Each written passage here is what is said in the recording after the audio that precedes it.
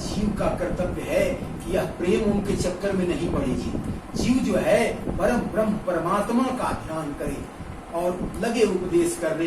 गोपियों ने अंत में कहा, देखो एक तुम्हारा जो सखा था वो समझाते समझाते थक करके चला गया, उसके समझाने से तो हम लोग तो समझे नहीं, अब तुमको भेजा है समझाने के लिए।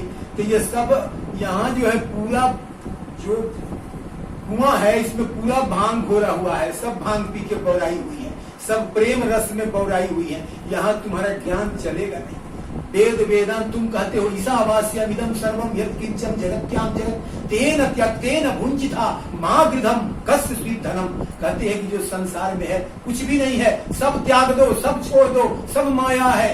वो कहती है हम लोग कुछ भी छोड़ने को तैयार नहीं है, हम लोग तो बस एक ही को पकड़े हैं, कृष्ण कृष्ण, और उसी की लीला, उसी की गाथा, उसी का चिंतन। बस कहा कृष्ण जब से गए हैं, कहाँ गए हैं, कहाँ कृष्ण गए। एक गोपी कहती है अभी तो मुलाकात हुआ था जमुना जी के नदी तट पर, मैं गई थी, पानी भर के निकली कि मेरी मटकी फूट करके गिर गई। अरे जब कृष्ण नहीं था तो मटकी फोड़ा किसने, कृष्ण तो था वहां, अभी तो मिल करके आ रही हूँ। एक गोपी कहती है अरे अभी तो मेरा घर से माखन चुरा के भागे जा रहा था, अभी तो देख के आई। कृष्ण गया कहाँ यहाँ से, कृष्ण हम लोगों के यहाँ से एक पल नहीं गया, 24 घंटा कृष्ण साथ ही रहता है। और जो कृष्ण तुम्हारे साथ रहता है ना वो राजा महाराजा होगा, यहाँ वाला नहीं कृष्ण है। उस कृष्ण से हम लोग को कोई मतलब नहीं है, कहा देना उसको हम लोग पहचानते भी नहीं है। हम लोग को तो उस कृष्ण से दोस्ती है जो यहाँ पर बांसुरी बजाता था। अब तो सुनते हैं कि वहाँ चक्र सुदर्शन चलाता है, बड़े बड़े राक्षसों का वध करता है। यहाँ का कृष्ण किसी का वध नहीं करता था, बांसुरी बजाता था, प्रेम गीत गाता था। सुना है वहाँ तो वह बड़ा बड़ा युद्ध करता है, वह तो सुना है कि कंस को मारता है, जरासंध को मारता है, काल नेमी को मारता है, बड़े बड़े राक्षसों का वध करता है। वो तो बड़ा है, यहाँ कोई माया चलने वाली नहीं। इस प्रकार से गोपियों ने बड़ा सुंदर भाव में कृष्ण चरित्र सिखा दिया। अंत में आए थे गुरु बनने, आए थे मंत्र देने और शिष्य बन करके चले गए। आए थे गोपियों को उपदेश देने, यहाँ प्रेम भक्ति के आश्रय ले लिया, प्रेम रस का आश्रय ले लिया और कहा गोपियां खरी गुरु है। और भगवान से आकर कहा असली सिखाया उसने, प्रेम भक्ति का दान कर दिया। कहा उद्धव प्रेम भक्ति का दान ले लिया ना, अब तुझे मैं वेदांत सुनाना। क्योंकि जब तक जिसको प्रेम भक्ति समझ में नहीं आएगी वेदांत समझ में नहीं आएगा। वेदांत कुछ भी समझ में, क्यों? क्योंकि वेदांत का पहला सूत्र है अथातो ब्रह्म जिज्ञासा। वेदांत का पहला मंत्र है अथातो ब्रह्म जिज्ञासा। पहले जीव में ब्रह्म को, ईश्वर को, भगवान को जानने की इच्छा प्रकट होगी, तब जाकर के भगवान प्रकट होते हैं, भगवान को प्राप्ति होती है।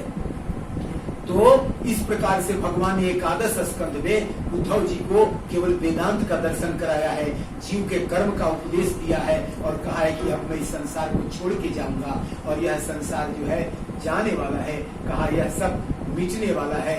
और एक दिन क्या हुआ कि भगवान के पुत्र जो थे साम, यह जो साम है जामवंती के पुत्र है, भगवती जामवंती के पुत्र है सांब। सांब को क्या किया, ग्वाल बालों ने उनको एक स्त्री बना दिया, उनको साड़ी ओड़ी पहना दिया और साड़ी ओड़ी पहना के कहा कि चलो एक जगह ले चलते हैं, कुछ महात्माओं का परीक्षा लेना। और द्वारिका में उस समय बड़े बड़े महात्मा विश्वामित्र, दुर्वासा, वशिष्ठ आदि बड़े बड़े महात्मा वहाँ तपस्या कर रहे थे, बैठ करके भगवान का दर्शन पाने के लिए द्वारिका में ही रहते थे।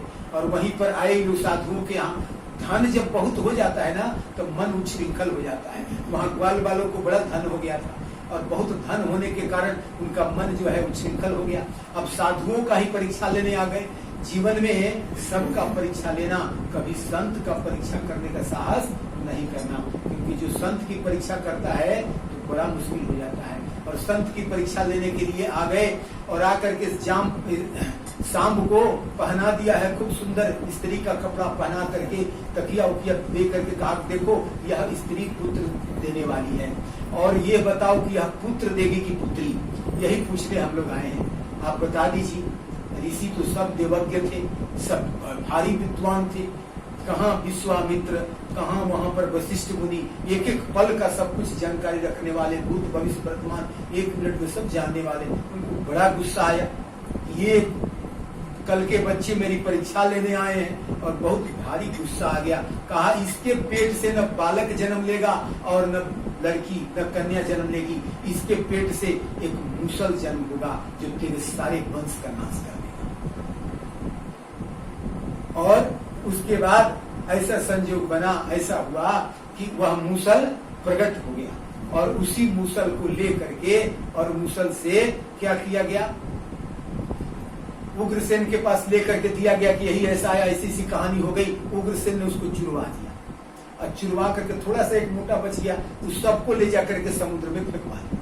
और जो मोटा थोड़ा सा बच गया था उसी को एक मछली हिल गई, जिसको बाद में जरा नाम के बहेलिये ने उसको उस मछली के से निकले हुए उस लोहे के टुकड़े को से अपना बाण का अग्रभाग बना लिया, और जो चूर्ण था वही चूर्ण समुद्र के किनारे आके लग गया, और उससे बड़ा बड़ा घास जम गया। और वह जो घास था बिना गांठ वाला घास था, उसका नाम एरा था। उस घास बड़ा खतरनाक घास था, उसको वह तलवार जैसा काटती थी वो घास, ऐसा था। उसमें धार था, जो किसी को मार दिया जाए तो उसका गर्दन कट जाए, ऐसा था। और सारे जदुवंशी उसी आकर के समुद्र के तट पर आकर आपस में झगड़ा करने लगे, और झगड़ा करके वही घास निकाल के सब एक दूसरे को काट मार करके सबका वध कर दिए। और वही श्राप के कारण, ब्राह्मण के श्राप के कारण सब जदुवंशी का भी नाश हो गया।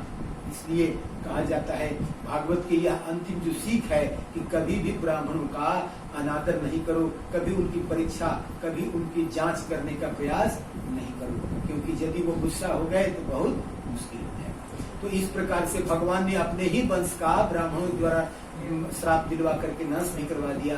और उसके बाद स्वयं भगवान को उसको ही बहेलिया ने जो वो लोहा था उसी से अपने बाण पर चढ़ा करके, भगवान जब एक दिन लेटे हुए थे अपने पैर पर पैर चढ़ा करके, पैर पर पैर चढ़ा करके पैर को नहीं हिलाना चाहिए, अपशगुन माना जाता है। पैर को पैर के पैर ऊपर रख करके लोग हिलाते रहते हैं, ऐसा करने से अपशगुन होता है। भगवान भी ऐसे ही करते हैं, कुछ भगवान को उल्टा करना होता है तो उल्टे उल्टे काम करते हैं।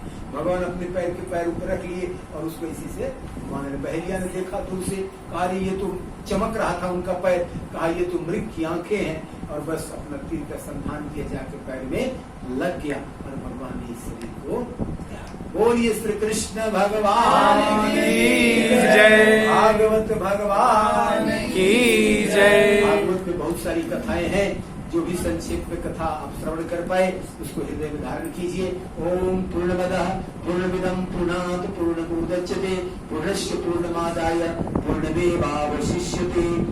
सर्वे भवन्तु सुखिनः, सर्वे सन्तु निरामयाः, सर्वे भद्राणि पश्यन्तु, मा कश्चित् दुर्भाग् भवेत्। कोरोना काल में मैं सभी को आशीर्वाद देता हूँ कि सभी रोगों का नाश हो जाए, सभी जीव सुखी हो, और भगवान के मंदिरों में फिर घंटियां बजे, सब भक्त भगवान के यहाँ जाए, भगवान उनको बुलाए, और सब जगह आनंद कायम हो, सब सुखी हो। इसी आशीर्वाद के साथ आज श्रीमद् भागवत सप्ताह की कथा को पूर्ण करते हैं और भगवान के चरणों में समर्पित करते हैं।